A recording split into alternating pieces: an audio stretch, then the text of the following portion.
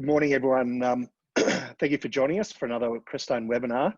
Today, we've got Kenny and Yianni from Arnott Capital to give us an update on how they're seeing things at the moment. And pleasingly, I think they had another good month last month. I think around about 2.8%. And what we've noticed with some of the managers who did well in March, a lot of them gave it back as they were still fairly bearish about what was going on regarding the pandemic. But pleasingly for Arnott Capital, they've held those gains and had more positive returns. So Yianni and Kenny, if you'd like to tell us what have you been up to and some of the themes that you really like at the moment. Sure. Thanks, Andrew. I'll kick it off. Just first of all, the disclaimers: we're providing general advice only, and our past performance doesn't guarantee future performance, although I can assure you we'll be doing our best to continue our performance. Just a refresher on what is our investment approach. We find asymmetric themes, and then we invest in the best stocks within those themes. Focus on macro drivers for risk and opportunities to generate an asymmetric return profile. Where did our asymmetric approach come from? In 1990, I went to Memphis, worked for Paul Tudor Jones' uncle, Billy Donovan, trading cotton. I then worked for his partner, Sam Reeves, in Fresno, California. Sam was roommates with Stan Druckenmiller at university. They introduced me to the concept of asymmetric investing. I then went and worked for Macquarie and commodity and equity divisions as a derivative trader. Macquarie honed my risk management skills, and in 1999, I founded Arnott Capital and the Arnott Opportunity Strategy. We've delivered asymmetric returns ever since. That's our competitive advantage. What I want to do today, before we get into the interesting themes that we're finding, is just do a little bit of a recap on a very important part of our strategy, which is focusing on macro drivers for risks and opportunities. When we look at macro drivers, we break it down into 5 key studies: the Fed and fiscal flows, the economy, equity market valuations and earning forecasts, flow and price action, and other current social and political considerations. And when we're considering these 5 factors, it's particularly important to look at the rate of change, because that's really what drives markets, not the absolute level. We then map out a timeline of events that we need to follow for our portfolio positioning. And just before I run through our current thoughts, it's worth backtracking for what's been a busy 2020, just to give you an insight as to how we were thinking about it early on. So by focusing on macro drivers, and bear in mind all the while we're looking for interesting themes, but some of these themes are very, very macro and some of them are more specific. But by focusing on that, we were very early on the COVID developments in China. In fact, ironically, we ended up putting on some very large index shorts in January, which we were stopped out of. You may remember the market rallied pretty hard. But what we did do is we made some really prudent, sensible decisions to get out of some illiquid small caps. Now, that cost us a bit of money in January and February, but it positioned the portfolio really well and really safely.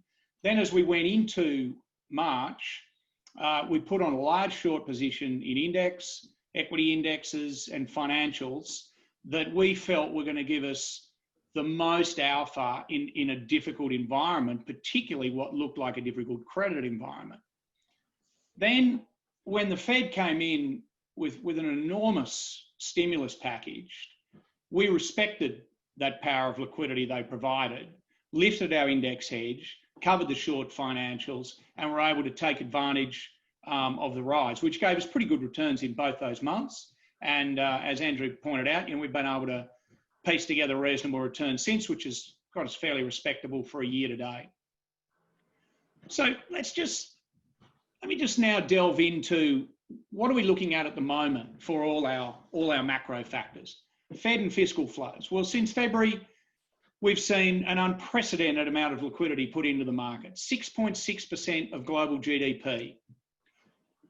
That is leading to what we call, or what we borrowed from Paul Tudor Jones, the great monetary inflation, an unprecedented expansion of every form of money, unlike anything the developed world has ever seen before. And there's no sign of it ending. Most likely in September, there's going to be more announcements from both the Fed and fiscally as well. And interestingly, when we talk about fiscal, we're now at a point where we've got Congress, and not only Congress, but many governments around the world actually becoming an additional critical player in driving money supply. These are going to have long-lasting consequences, and they're going to provide plenty of opportunities, plenty of risks for many, many years to come, and we'll be heavily focused as this transitions. What's happening in the economy? Well, what's happening in the economy is that we're having a massive and immediate contraction. And I really could have brought up any number of things that are important that we're watching, but I think loan losses are probably one which has really got us, it's got our attention at the moment. You know, we are seeing loan losses rise at about the same rate that the stimulus is being put into the system. And I just think it's very unclear who's going to pay for this.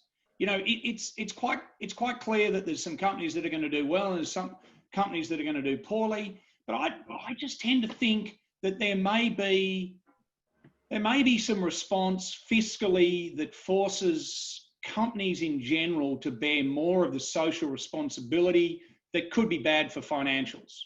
Early thesis, but that's what we're looking at. You know, we're certainly monitoring, and no doubt the Fed is as well. Equity market valuations, my goodness. So from the bottom of March, we've gone from 12.9 to 22 times. Looks like the whole market's had this massive PE expansion. Well, actually, that's not right at all.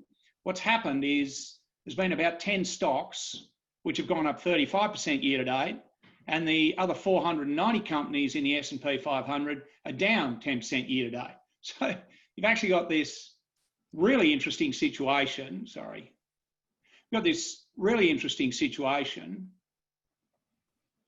where you've got a market that has been a bull market in a number of tech stocks, big mega tech stocks, and then the rest of the market's in what I would call a similar market to 01 to 04, where we're seeing earnings downgrades, we're seeing anemic price action, and you know, I can say in some of our value names, some of our ag positions, which we just think are incredibly good value, they're not trading very well, and that's sort of typically what you expect in a bear market.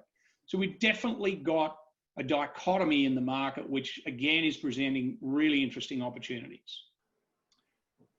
Flows and price action, always really important to us. We spend a lot of time monitoring this. We use a lot of services that monitor this. This is some information that's come from Vander. They put out some good stuff. Call to put positioning is high. That's normally a bit of a warning signal. Institutional investor positioning, as shown here on these charts, has corrected itself from a big underweight now to a bit more of a normalized position. August seasonally weak for buying flows from institution and retail. Systematic investors are likely to turn net sellers, and price action in August is generally a down month. So look, all those things tell us short term, probably time to be a bit cautious, but we've got the Fed there standing guard to step in when they're needed. So I don't think we see this as the start of a bear market, but certainly warning signs. Well, there's only one thing that's critical here as far as other issues, that's COVID. Fascinating, right? We've got a situation where the reopening stocks are pricing no reopening, and the vaccine stocks are pricing a reopening. If you use a basic probability of vaccines that get to phase 3 and then look at the number of vaccines which are currently likely or in the process of getting to phase 3 and come up with some sort of probability, you can probably get to, you know, low 90% that we're going to have a vaccine by Christmas. If we get a vaccine by Christmas, we're going to have a very, very different market, and there's going to be very, very different opportunities, and we'll certainly be watching that very closely and changing our portfolio in the event that happens.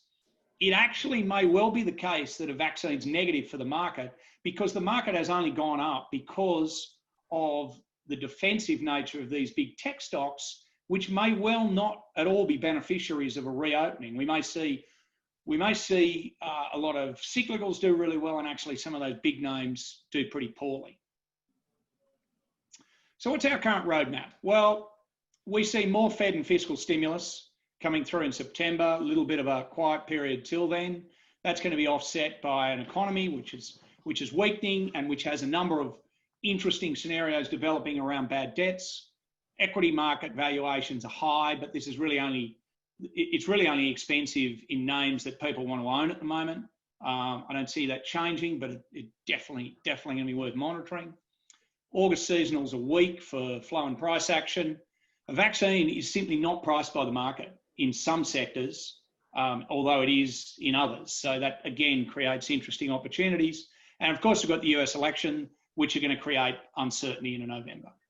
So in summary, we are slightly negative short term, medium term, still looking at range trading with upside risk to cyclicals if we get a vaccine. We're now just going to go on and talk about some of our current themes. I just thought I'd refresh everyone on how our investment process works. We identify themes from really a global universe of interesting opportunities. Then we look for the best stocks or best ways to express that theme. And then we wait until we get a really good entry point before we actually buy the names.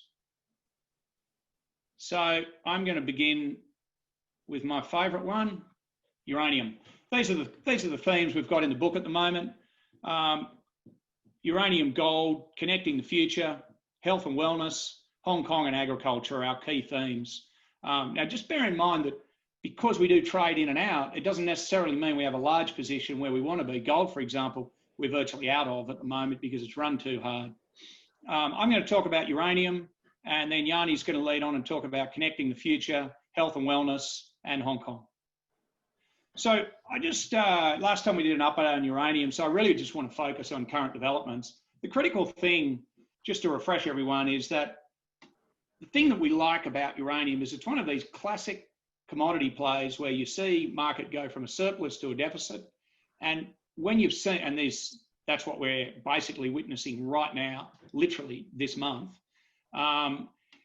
When you see that, you very rarely get orderly price behaviour. And it's that disorderly price behaviour that we're looking for. Uranium price has been sitting at $24-ish for a couple of years. It has jumped now to low 30s. We've seen a situation where, because of COVID shutdowns by the two largest producers, Cameco and Kazatomprom, we've lost probably around 50% of global production. And that happened. The interesting thing with the Kazakhs is that the Kazakhs, because they had large inventories for their milling operation, it was only their drilling operations, their mining operations that are being shut down. Their second quarter report, which they've just reported on, is okay for production, but the cuts which they're going to see are actually going to go into the back end of this year. And that's really critical because the US utilities are the guys that are going to have to drive the spot price up. The Chinese are part of this very long-term growth, but they buy very long-dated. New builds are a increasing demand, but again, it's long-dated. The critical thing is what the US utilities are doing. They're down now to one fuel cycle, which is around 18 months. Inventory is very low, and they typically start buying in the fourth quarter of this year. So that's going to be at a point where Kazatomprom production is low. And the importance of this cannot be understated. Kazatomprom are the biggest producer in the world. For the last 5 years, they've been selling into the spot market. They just told us last week, in order to meet their forward contracts, they've just started buying in the spot market. So this, the consequence of this, to me, is just so striking as a critical catalyst that's right here, right now. Now, I must wave the white flag that I've been a bit early on my uranium call. I've been researching it for 3 years. We've been invested for 2 years, and there's no doubt that we were a bit early, but we've certainly got a terrific situation evolving now. Second thing that's very important, which is very underappreciated, is that there is a Russian suspension agreement called the RSA, which has been in place, set in place by the Department of Commerce in the US in some form or another since the early 1990s, and limits US utilities to buying 20% of their uranium from Russian sources. It was expected that that was going to lapse as it's up for renewal later this year. And the Department of Commerce has come out and said they don't want it to lapse. They want it to remain at 20%. Now, the reason this is critical is there's a lot of utilities in the US that have forward order books going forward 5 years or so. And in some instances, those forward order books are 38% sourced from Russian sources. And they were expecting it to lapse so that they were going to be able to do that. Now the Department of Commerce is saying it's not going to lapse. So we're going to have buyers low on inventory sourcing uranium from a smaller pool. Fascinating situation. I might leave that and now hand over to Yianni. Let me introduce Yianni. He's been with us for a year. He's a chartered accountant. In the portfolio makeup, we both find themes differently. And then invariably I spend more time on macro, particularly around the risk management. And Yianni really delves into the valuation work that we do in stocks. So I'm going to hand over and let him talk about our thesis of connecting the future. Yeah, thanks, Kenny. So our Connecting the Future theme is heavily focused on 5G wireless technology. We see 5G as a transformational technology that delivers data faster, more efficiently, and with greater predictability than the prior 4G technology. This increase in the speed of data transmission is set to drive an explosion in the Internet of Things. Ericsson, which is a portfolio company, is forecasting that over the next 5 years, there'll be a 350% increase in cellular connections, resulting in a tidal wave of data demand. The primary driver of this explosion in the Internet of Things is 5G. It is the connective tissue that will enable the technologies of the future that were previously starry-eyed concepts come to fruition. For technologies and concepts like autonomous vehicles, robotic surgery, smart cities, and robotic factories, milliseconds matter, and the deployment of 5G wireless technology enables these products to come to market, developing the economy of tomorrow. So as the global 5G rollout commences, we're of the belief that telco operators and hardware providers are now in the perfect position to capture better economics than in the prior 2G to 4G upgrade cycles, as they become solution providers, not just operators. So looking back, the upgrade from 3G to 4G was clearly revolutionary. We went from only being able to send multimedia messages and slowly streaming the internet, slowly surfing the internet on our mobile phones, to being able to streamlessly see vast amounts of content and watch whole movies off our mobiles. This saw the creation of companies like Uber, Netflix, Snapchat, and the accelerated adoption of Facebook and YouTube. This equates to the creation of trillions of dollars of market capitalization that telco companies enabled, but saw none of the uplift from. Now, telcos have the opportunity to reclaim part of the economics in the 5G upgrade cycle. So, to illustrate how we identify single stock asymmetry within a theme, let me talk you through Telstra and our investment thesis in the name. Telstra is Australia's largest telco operator with a greater than 50% market share of mobile and broadband connections. The reason why we like Telstra is simple. We see multiple upside catalysts, a share price underpinned by quality infrastructure assets, and a market perception that views Telstra as a boring, low return business that has done nothing in the past 4 years but destroys shareholder value. Well, maybe it seems a little boring and has been under pressure in recent history, but this is a classic Arnott Capital asymmetrical opportunity, an asset backing that limits the downside with a call option on 5G technology to reinvigorate the industry. So Telstra currently owns a vast majority of their infrastructure assets, being telco towers, data centers, cables, ducts, and pipes, which they've separated into a standalone business unit called InfraCo, with the goal of driving enhanced returns from these assets. We believe that InfraCo is worth around $2.95 a share, and Telstra is currently trading at about $3.40. This provides a high quality asset backing to underpin Telstra's current share price, with the upside optionality of a demerger of InfraCo or future telecommunication asset acquisitions to drive enhanced value creation for shareholders. In addition to this, the mobile industry has gone through 4 very tough years as the challengers lowered pricing aggressively in an attempt to take share off the incumbent. But after significant value destruction in the industry, we are now seeing pricing hold at a time where Telstra is rolling out their 5G offering, which our research suggests they are at least 12 to 24 months ahead of their competitors, giving them a huge advantage and an ability to gain market share and drive enhanced unit economics by offering a superior technology at a premium price point. So looking at Korea as the guinea pig, we're of the belief that the 5G rollout in Australia will result in industry pricing finally trending up. The experience in Korea was that the telcos lifted prices as they sought to recoup their investment on the technology upgrade. We see no reason why Australia will not replicate the pattern of Korea, arresting the declines in pricing in the industry. And lastly, but most importantly, we believe Telstra can become a solution provider, not just an operator. Currently, the enterprise solution business is around 14% of revenues. But with the upcoming explosion in the Internet of Things, we see this business unit exploding as more and more enterprises seek out innovative solutions for how 5G can be utilised in their businesses. And guaranteed, Telstra will be there to assist, offering innovative solutions for these companies. So I'll leave our thoughts there on the once boring but now very exciting Telstra and move on to one of the newest themes in the portfolio, being health and wellness. So, like many other investors, we thought long and hard about what structural trends would emerge as a result of the COVID-19 health crisis.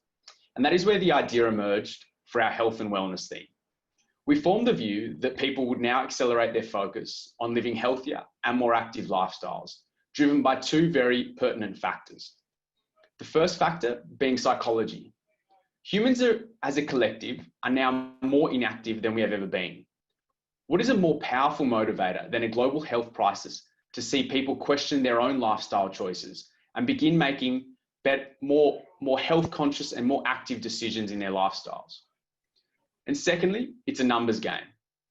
The average person working from home has an extra 8 hours in their week that they save by not traveling to and from their place of work. If you're sitting on the fence and wondering whether now's the time to start getting more active, we think now's the perfect time for people to make more active and healthier lifestyle choices. So it is then no surprise the Global Wellness Institute is forecasting that the health and wellness industry will grow at a 7% CAGR over the next 5 years, a rate significantly above forecast global GDP growth over this time period. So it's within this backdrop where we found one of our more recent additions to the portfolio, Garmin. We believe Garmin is a significant beneficiary from the rise in health and wellness trends, as they sell products spanning fitness wearables to indoor fitness solutions, with almost all of their products targeting the active individual. Garmin has developed a business with a laser-like focus on developing the best-in-class products for fitness fanatics, outdoor adventurers, great ocean explorers, and aviation enthusiasts. So if you like running, cycling, flying, boating, or trekking, or have friends or family that have a passion for these activities, I can almost guarantee you that you or your family and friends that you're speaking with are using a Garmin product. The reason is simple. Garmin is an innovator, focusing on their niche customer segments and developing products that their customers want and love. They do this by spending copious sums of money year in and year out on research and development. They commit around 25% of revenues every year to innovation. This commitment to innovation is such a core tenet of this business that in their most recent June quarter, they didn't drop $1 of spend on R&D. This is despite the most severe economic quarter of our lifetimes. But they wanted to ensure that they were still building the best-in-class products for their customers. And this reason is why Garmin is number one or number two in almost all of the end markets they compete in. And look, that's all well and good, but what really excites us about this investment opportunity is that for a secular grower that is a category leader producing products that customers love, you're paying a below market multiple for above market growth. Garmin is trading on a cash adjusted 19 times forward earnings versus the broader market trading on 22 times. We firmly believe share prices follow earnings, and we see a long runway for growth in earnings for this business over the next 5 years. So I'll leave it there on our health and wellness theme and move on to another new theme that's emerged in the portfolio, being long Hong Kong equities. So our long Hong Kong equities theme arose out of the fact that we are witnessing an overwhelmingly negative sentiment for Hong Kong as geopolitical tensions hit fever pitch, resulting in suppressed valuations for the region. The current wave of negative global sentiment is very similar to the experience in the mid-90s, leading up to the handover of Hong Kong, and famously saw Fortune publish an article titled The Death of Hong Kong, which, in hindsight, marked the point of peak global negative sentiment towards Hong Kong. So from this point in 1995, up until the handover actually occurred in 1997, the HSI index rose by over 100%. In our view, we're presently nearing a very similar point of peak global negative sentiment for Hong Kong, at a point in time of great opportunity for the Hong Kong bourse. We see near-term upside for Hong Kong equities driven by two factors. Firstly, the immigration of US-listed Chinese ADRs onto the Hong Kong boards has the potential to add over $550 billion of market cap to the HSI index, materially lifting trading volumes and derivative contracts outstanding on the exchange. And secondly, the announcement that the HSI index will allow companies with weighted voting right shares to be eligible for index inclusion at the next review date in August will see the index revamped with a significant upweight for technology-focused companies, which in our view increases the relevance of the Hong Kong bourse as a place for global growth-orientated investors. So within this theme, we're focusing on three primary beneficiaries. Firstly, the HSI index itself, which is trading at a historically wide valuation gap versus the MSCI All World Index, providing for a high quality relative value trade versus global equities. Increased trading volume, new listings, and increased derivative contracts are large revenue drivers for exchanges and brokers. As such, we're forecasting that Hong Kong Exchange will expand revenues by over 40% in the next 3 years, driving significant earnings growth. And lastly, we're looking to own new world technology-orientated equities that are potential index inclusion candidates at the next review date, such names as Alibaba. So I'll leave it there and hand over back to Kenny. I think it's just worth refreshing you on the way we try and run a tenor of a theme. You know, generally we are investing in themes that we hope will endure for 2 to 5 years. We're going to own stocks which we hope are going to grow their earnings, and we want to be on that journey like any investor. But the key differentiator and the way we run our equity investments different is that we find the themes, we find the stocks, and then you can expect that if this stock has rallied hard, most likely we're going to be selling down, and if it pulls back, we're going to be buying. So we trade through these cycles, and you can see this firsthand in Alibaba. We first got into Alibaba late last year when it came back to Hong Kong on the listing, and it actually rallied so quickly that we got out, and we waited patiently until we felt there was another asymmetric opportunity.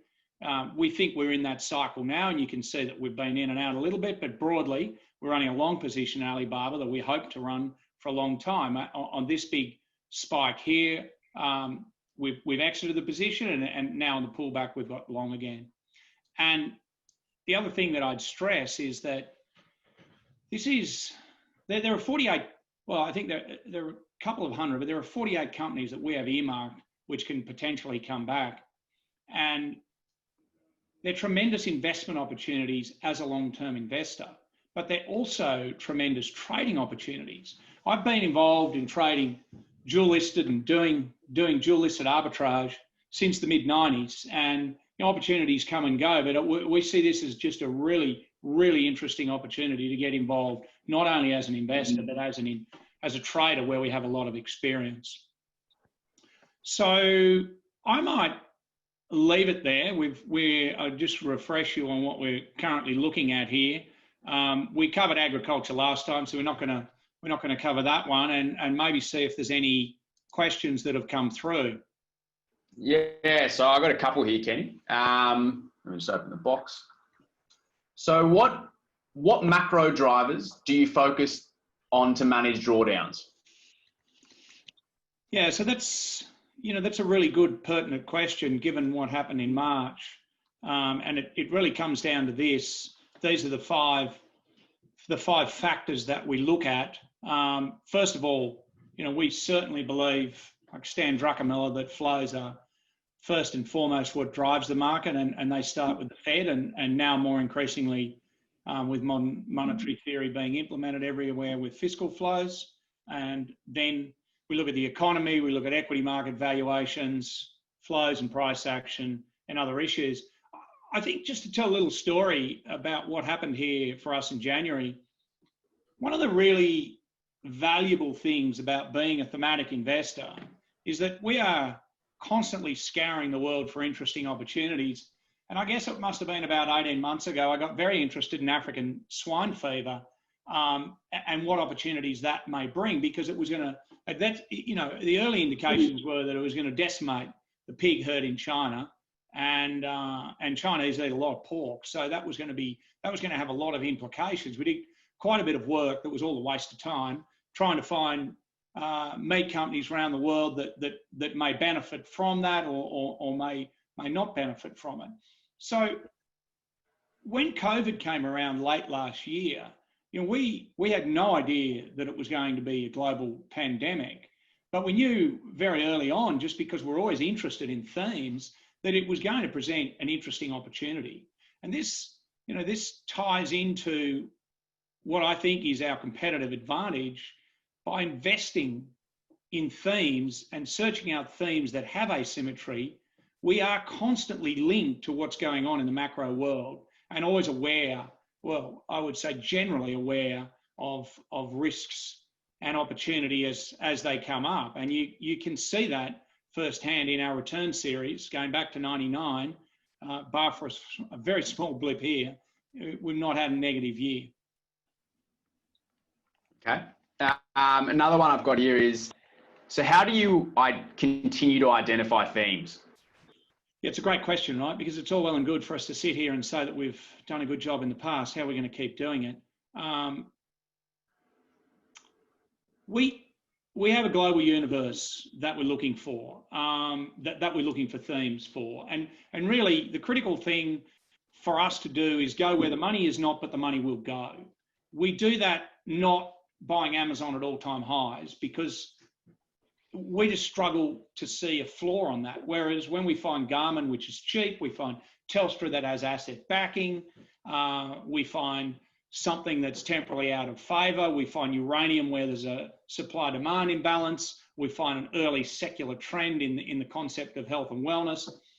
This just loads us with what is generally about 100 ideas we're working on that we start doing valuation work at a stock level. We typically then vet about 15 to 25 of those, but again, they don't get into the portfolio until that stock is at a good entry point. So at any one point in time, we're running about 10 to 20 themes. Here's a question that's popped up on your favourite one, Kenny. Can you talk about current catalysts in uranium? Oh, for weeks, months, days, I could talk forever on uranium. Look, I just reiterate that what I mentioned before. You've got the largest producer in the world producing 40% of global uranium supply, now buying in an illiquid spot market. It's just completely nonsensical. So I think that is the critical catalyst. The one which I think could have a far bigger impact and is not at all being followed is the Russian suspension agreement. And that it has to be finalised, I think, by October. And if it doesn't, it will go to Congress, who will most likely just approve the 20%. So I think those two catalysts are the most pertinent ones right now. Okay. And then so there's a question here on themes. And so how do you size positions, and then also how do you size themes? Yeah, look, generally, we mentioned gold, for example. Gold's not even in the portfolio at the moment because all the gold names have run too hard and we've reduced those to zero. As a general rule, we like to have themes running between 10 and 25%. We got Hong Kong on, and Hong Kong ran really hard, really quickly. And I think we only got about 6% on. And so that one hasn't got to sort of the threshold where we want it to be. Uranium's at 22. Because we think there's imminent catalyst, we've been upsizing that from 15, and we'll keep upsizing that one. So yeah, 10 to 25. And then within that, key stocks are typically running at 5 to 10%. This is 5 to 10% of NAV. And then maybe as well, maybe you could sort of further follow that on with sort of how many stocks are usually within a theme? Yeah, so we generally run 3 to 10. Uranium's might have about 15. I think ag's got about 7. So yeah, generally we like to get a bit of diversity in the theme to help put a bit of diversity in the book, and that's part of the way we minimise drawdowns, is just by having a collection of ideas and then a collection of stocks within those ideas that won't all blow up all at once, and that helps eliminate the drawdowns. And I might sort of add to that as well. So there's sort of 3 to 10 stocks within a theme, but then we're following, a circle of about 20 to 30 stocks as well that, we're keeping a close eye on. We're finding levels, deciding whether we want to enter or exit those names as well. Just on that point, this we own Uranium Participation Corp that just holds physical uranium. This is a NAV chart, and so it's traded anywhere from a 25% premium to a 25% discount to NAV. So in addition to being an investor in uranium, we will trade around that NAV as it moves to a big discount and then reduce it as it comes back to NAV. Kenny, what's your gross and net at the moment, please? Gross is 140 and the net is currently 50. You could expect that when I ran through those macro risks earlier, we're building a thesis that there may be a short opportunity this month, and I think you can expect us to bring that back closer to zero, looking for market pullback this month, which will bring the nets back to zero. So we're at 50, but 50 moving closer to zero, not 50 moving closer to 70. And then, so you mentioned that we've almost exited all the golds. We've got a question here. What is your current view on gold? Yes, I think, gold is related very much to what's going on from money supply. And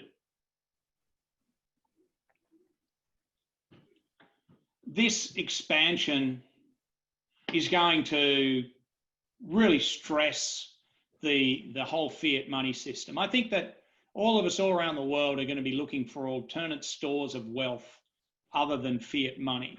And gold is clearly right up there with those. There are some other ones. And so I think that this is a theme which, we, like many other people, is probably going to endure for a decade.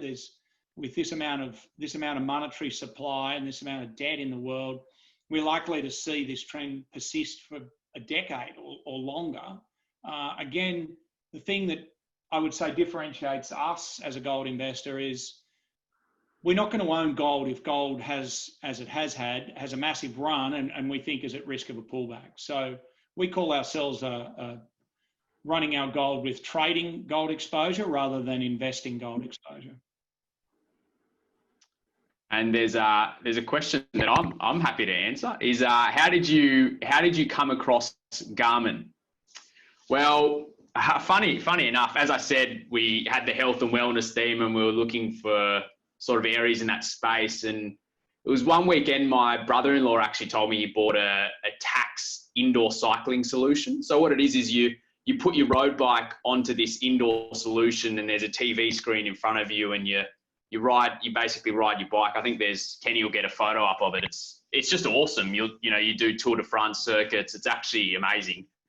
And then I thought this is one of the most amazing products I've seen, and then tried to find out if it was a listed company, and then turns out Garmin owned it, and then got interested, did a lot of work on Garmin, and then sat down, had a chat with Kenny, and then turns out I found out Kenny looked like he was training for Tour de France with the amount of Garmin equipment he owned.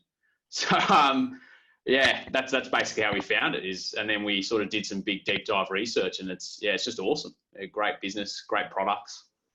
And I think we pay huge attention and have enormous respect for anecdotal research. We always turn up on Monday morning. We call it "How'd your weekend research go?" I mean, I love talking to a lot of you guys who are investors who are running real businesses, often in global jurisdictions, and that that really I think it's really critical to be able to link some very theoretical valuation work with just some good anecdotes. So, you know, I may appear to you guys to be a fund manager, but I'm actually not. I'm an elite athlete. I have a Garmin, Garmin monitoring system watch. I've got a Garmin sat tracker for when I go out in the middle of nowhere. I've got a Garmin headlight because you just got to have one of those. I've got a Garmin rear tail light. I mean, this, I want to be a salesman for the company. This has a radar in it that tells me when cars are approaching me 200 meters from behind. I mean, that costs three times as much as a normal light. Everyone needs one of those. And of course, I've got a very detailed computer because as an elite athlete, it's very important that I monitor a lot of these metrics. So I guess I just want to stress that, we like Garmin. So I think that's about it. There's no more questions in the queue. Lizzie, Andrew, is there anything else you'd like to ask?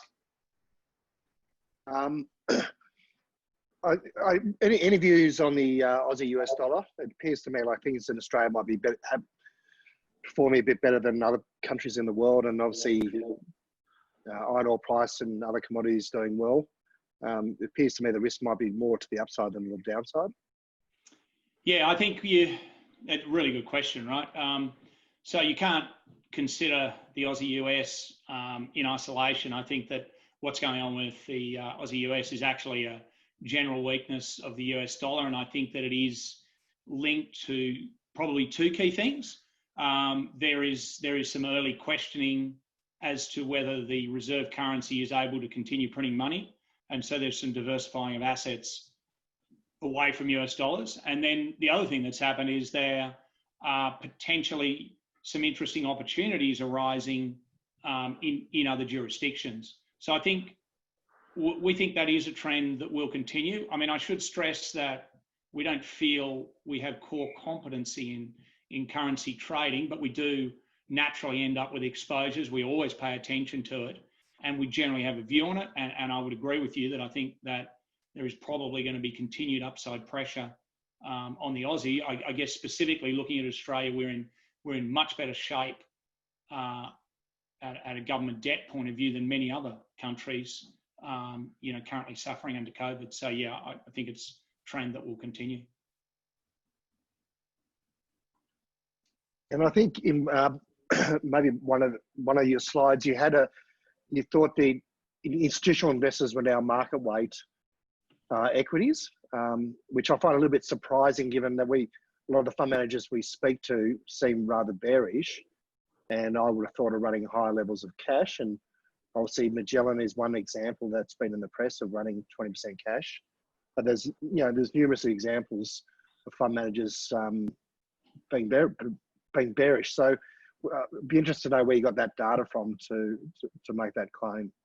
Yeah, so look, this is the chart that I referred to. This data comes from Vanda that provides some really good positioning work. I mean, it's very difficult to get exact data on this. That's the first thing I'd say. And the anecdotes that you've presented are 100% accurate. There's certainly a lot of people that are, very concerned about the markets. You can see here, I'm not sure that they're actually at the point where they're overweight. You can just see here that the purple line is the long only positioning, and from period of June, they've gone from massively under to now massively over. And it was the call put ratio that I was looking at as well. You can see that's, people are buying a lot more calls. So I don't think it's screaming red alarm. I think it's an amber warning that we see on positioning. Probably the last question for me was just on financials around the world. Obviously, rates are going to remain low for a period of time. It appears like their return on equities are really sort of going to be very much in the low single digits. Do you, like everyone else, think the sort of the outlook for financials looks pretty bleak for the coming few years? Yeah, it's interesting because if you have a look firsthand at what's happened with our REITs in Australia, this has all happened during the pandemic. So I don't think we've really probably had time to digest the importance of this. But we've had legislation passed which has forced REITs to forgive rent to retailers, and they have not had compensation on the other side as far as debt forgiveness goes. So currently the REITs are somewhat the meat in the sandwich, wearing lower margins.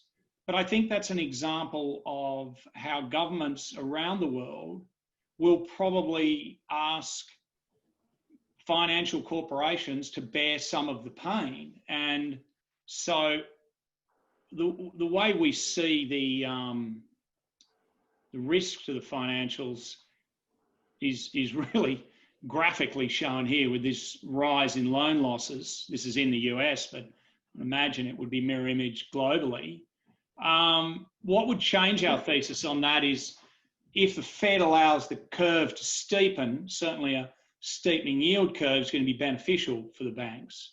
But I think, you know, there are some banks around the world which are trading really cheaply. There are other banks like CBA, which really has no differentiation from any of the other 4 banks in Australia, and yet is trading on a much higher multiple. So yes, we're negative financials. We don't have, we've probably got about a 5% short on in total. So we don't have an enormous exposure to it, but it's a thesis that we're doing some work on.